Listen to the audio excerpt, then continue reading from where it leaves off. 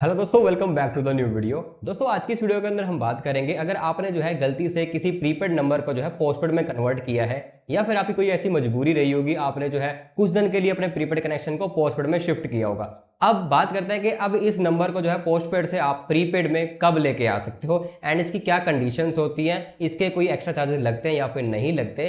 पूरी जानकारी मिलेगी इस वीडियो के अंदर। अगर आप ये जानना चाहते हैं तो इस वीडियो को एंड तक देखना। वीडियो थोड़ी सी भी अच्छी लगे, हेल्पफुल लगे तो इस वीडियो को लाइक कर देना। तो चलिए गाइस, वीडियो को शुरू करते हैं। तो वैसे अब जो है मैं आप लोगों को अपना एग्जांपल देकर समझाता हूं कि कैसे जो है मैंने अपने प्रीपेड कनेक्शन को पोस्टपेड में कराया था एंड फिर पोस्टपेड से मैंने इसको प्रीपेड में करवाया। ठीक है, तो गाइस ये चीज मेरे ऊपर अप्लाई होती है क्योंकि मैं इस चीज को ऑलरेडी जो है कर चुका हूं। तो गाइस इसलिए मैं आप लोगों को बता रहा हूं। तो गाइस सबसे पहले आपको बता दूं कि मेरे पास एयरटेल का प्रीपेड कनेक्शन था एंड मुझे जो है 2 या 3 दिन के लिए जम्मू जाना था। तो आपको पता है कि जो भी आपका अदर स्टेट का नंबर होता है प्रीपेड कनेक्शन, अगर आप वहां पे जम्मू एंड कश्मीर में लेके जाते हो इस नंबर को, तो वहां पे आपको नेटवर्क नहीं मिलते। आपका जो नंबर है बीच में ही जो है ब्लॉक कर दिया जाता है। यानी कि वहां पे अगर आपको फोन चलाना है, आपको सिम चलानी है, या तो वहां का आपके पास प्रीपेड कनेक्शन होना चाहिए या फिर आपके पास आपकी लोकेशन का पोस्टपेड कनेक्शन होना चाहिए, क्योंकि प्रीपेड कनेक्शन जो है हर जगह पे नहीं चल सकता। एंड जम्मू एंड कश्मीर जैसे इलाके के अंदर जो है प्रीपेड कनेक्शन अलाउड नहीं है अदर स्टेट का। अगर लोकल होंगे तो अलग बात है, बट अदर स्टेट का आप सिर्फ पोस्टपेड कनेक्शन ही वहां पे अलाउड हो सकता है। पोस्टपेड कनेक्शन इसलिए जरूरी हो जाता है आप लोगों के लिए। तो गाइस ऐसे ही सेम चीज मेरे साथ हुई थी। मुझे 3-4 दिन के लिए जो है जम्मू जाना था, तो मेरे पास प्रीपेड कनेक्शन था एयरटेल का। तो मैंने क्या किया, उसको पोस्टपेड में कन्वर्ट करा लिया एयरटेल से।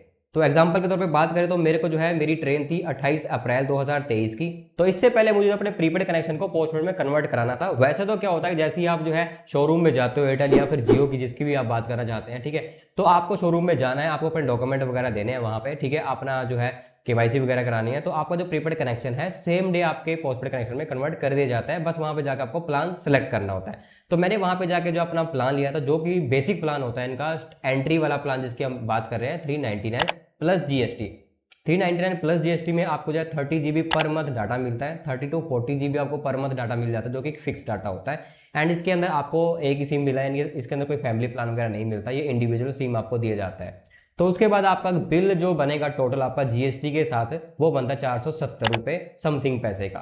तो आपको पर मंथ उसका इतना ही बिल आएगा। तो मेरे पास ऑलरेडी जो है एक वाईफाई कनेक्शन एयरटेल का चल रहा था। तो मेरे केस में क्या हुआ था कि मेरे को 100 रुपए का लेस हो गया था वहां पे। जो 399 का प्लान था दोस्तों, मेरे को वो 299 में पड़ रहा था। यानी कि वहां पे मुझे 100 रुपए का डिस्काउंट मिल रहा था, क्योंकि मैं ऑलरेडी जियो का वाईफाई कनेक्शन चला रहा था। तो उन्होंने इस नंबर को जो है उसके साथ ज्वाइन कर दिया था, तो मुझे वहां पे 100 रुपए का बेनिफिट हो गया।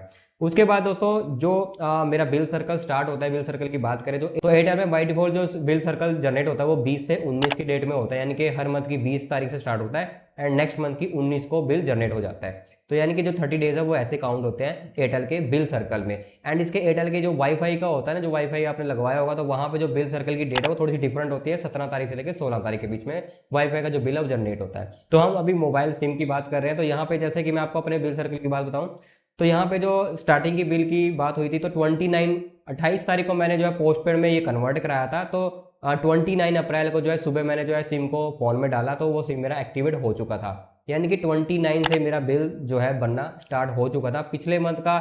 तो ये स्टार्ट हो चुका था 20 अप्रैल से, यानी कि जो बिल सर्कल है। बट मेरा सिम जो चालू हुआ था 29 अप्रैल को चालू हुआ था। तो उस हिसाब से मेरे जो दिन काउंट होते हैं अगले मंथ की 19 तारीख तक, यानी कि मई 19 तक मेरे जो डेज बनेंगे वो लगभग जो है 15 से 20 दिन बनते हैं। तो 15 से 20 दिन का मेरा जो बिल है वो जनरेट हुआ था, कुछ 133 रुपीज के आसपास जनरेट हुआ था। तो उसको जो मैंने प्रॉपरली पे कर दिया। उसके बाद दोस्तों मेरा जो नेक्स्ट बिल बना था वो बना था पूरे 30 डेज का। यानी कि पहले मैंने जो है अराउंड 15 to 16 डेज का पे किया था एंड उसके बाद नेक्स्ट जो मैंने पे किया था वो किया था 30 डेज का कंप्लीट। तो वो मेरा टोटल बिल था 470 रुपीज का, जिसको मैंने पे कर दिया। यानी कि मेरे 2 बिल जो है क्लियर हो चुके थे। एक 133 समथिंग रुपीज का बिल था, जो पहला ही बिल था मेरा। एंड उसके बाद जो मैंने सेकंड बिल पे किया था वो था 470 रुपीज का। एंड उसके बाद मैंने सोचा कि जो 470 रुपीज जो है मैं पे कर रहा हूँ, तो मुझे काफ़ी ज़्यादा लग रहे थे। तो मेरे को लगा ये मुझे काफ़ी ज़्यादा नुकसान हो जाएगा, क्योंकि मैंने जो इस नंबर को प्रीपेड से पोस्टपेड में कराया था उसको कुछ इमरजेंसी के तौर पे ही कराया था कि मैं इसको 1 महीना या 2 महीना चलाऊंगा, उसके बाद इसको कन्वर्ट दोबारा से करा लूंगा। बट जब आप प्रीपेड से पोस्टपेड में कन्वर्ट कराते हो, चाहे वो जियो हो या फिर एयरटेल हो, उनकी एक कंडीशंस होती है कि आपको नंबर को एटलीस्ट 6 मंथ तक चलाना होगा, तभी ये नंबर आपका प्रीपेड से पोस्टपेड में जाएगा। अदरवाइज वो ऐसे करते नहीं है। तो उनकी जो कंडीशंस थी, जो भी उनकी टर्म एंड कंडीशन थी, उसको मैंने एग्री किया एंड उन्होंने मेरे प्रीपेड कनेक्शन को पोस्टपेड में कन्वर्ट कर दिया एंड सेम डे मेरा जो सिम है एक्टिवेट हो गया। तो गाइस उसका काफ़ी ज़्यादा हेल्प मिली मुझे वहाँ पे जम्मू के अंदर, ठीक है, तो कॉल वगैरह के लिए एंड डाटा वगैरह यूज़ करने के लिए, तो वहाँ पे काफ़ी काम आया। बट उसके बाद जब यहाँ पे जाके वापस आ गए तो रियलाइज़ हुआ कि ये बिल है जो अननेसेसरी जा रहा है 470 के आसपास। तो ये अननेसेसरी का बिल जा रहा है क्योंकि मैं इतना यूज़ नहीं करता था उस नंबर को। तो मैंने क्या किया, जब मेरा 2 मंथ का बिल कंप्लीट हो गया था, तीसरा मंथ चल रहा था, तो मैंने क्या किया वहाँ पे एक पोर्टिंग रिक्वेस्ट डाल दी। देखो अगर तो आप डायरेक्ट जो है एयरटेल से ही बात करोगे प्रीपेड में कराने के लिए, तब तो थोड़ा मुश्किल है कि आपका नहीं होगा, क्योंकि वहाँ पे आपको 6 मंथ तक रुकना पड़ेगा। बट दोस्तों यहाँ पे आप एक चीज़ अप्लाई कर सकते हो, अगर आप अपने अभी जिस नेटवर्क में आपका पोस्टपेड नंबर चल रहा है उसको जो है दूसरे नेटवर्क में शिफ्ट करो, यानी कि एयरटेल में चल रहा था तो मैंने इसको जियो में शिफ्ट कर लिया। तो मैंने उस एयरटेल नंबर से एक पोर्टिंग रिक्वेस्ट डाल ली। तो जब मैंने पहली बार रिक्वेस्ट डाली तो वहाँ पे एक मैसेज आ गया कि आपका जो आउटस्टैंडिंग है वो पेंडिंग है। लास्ट मंथ का जो आउटस्टैंडिंग है वो पेंडिंग है, यानी जिसमें आपको बात करके मैंने जो सेकंड बिल था वो पे किया था, तो उससे पहले जो मैंने अभी उसको पे नहीं किया था, तो मैंने उससे पहले एमएनपी की रिक्वेस्ट डाली थी। तो मेरी एमएनपी की रिक्वेस्ट में ये मैसेज आ गया था कि आपको एमएनपी पोर्ट इसलिए नहीं मिल रहा है क्योंकि आपने अभी आउटस्टैंडिंग पे नहीं किया। तो मैंने उसी टाइम जो है वो जो 470 रुपये समथिंग थे उसको मैंने पे कर दिया, एंड उसके कुछ देर बाद मैंने जो है दोबारा से एमएनपी रिक्वेस्ट डाली।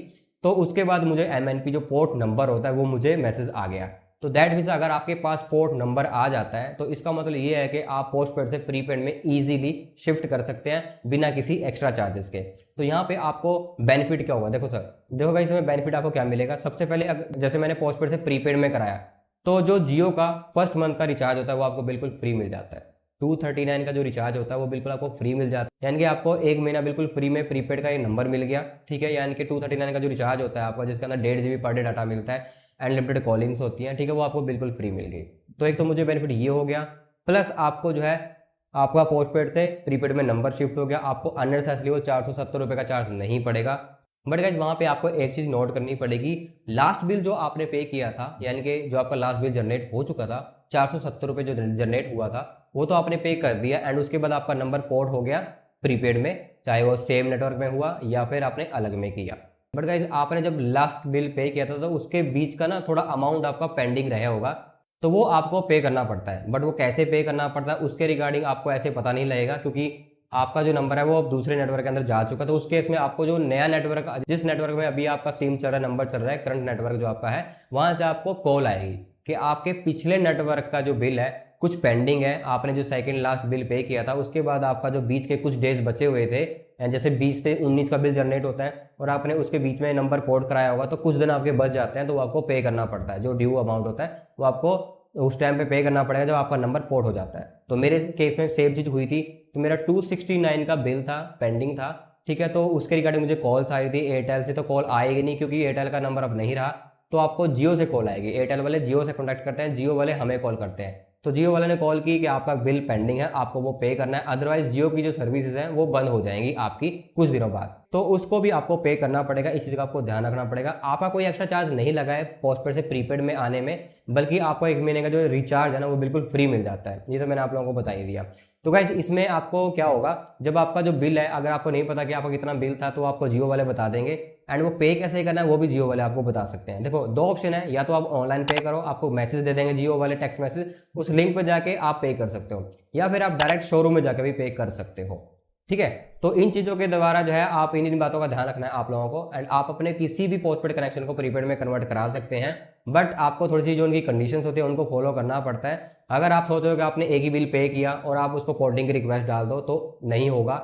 एटलीस्ट आपके 2 बिल पे होने चाहिए, तीसरा बिल जनरेट होने से पहले आप पोर्ट रिक्वेस्ट डाल सकते हो, एंड 100% चांसेस रहते हैं कि आपका जो पोर्ट नंबर है आपको मिल जाता है। अगर आपका पोर्ट नंबर आ गया तो सेम डे आप अपना जो नंबर है कन्वर्ट करा सकते हैं। 2 से 3 दिन में आपका जो नंबर है कन्वर्ट हो जाता है, पोर्ट में 2 से 3 दिन लग जाते हैं, एंड उसके बाद अपने प्रीपेड नंबर को आप इंजॉय कर सकते हो।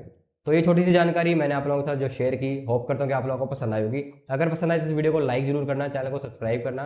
तो चलिए गाइस मिलते हैं नेक्स्ट वीडियो में।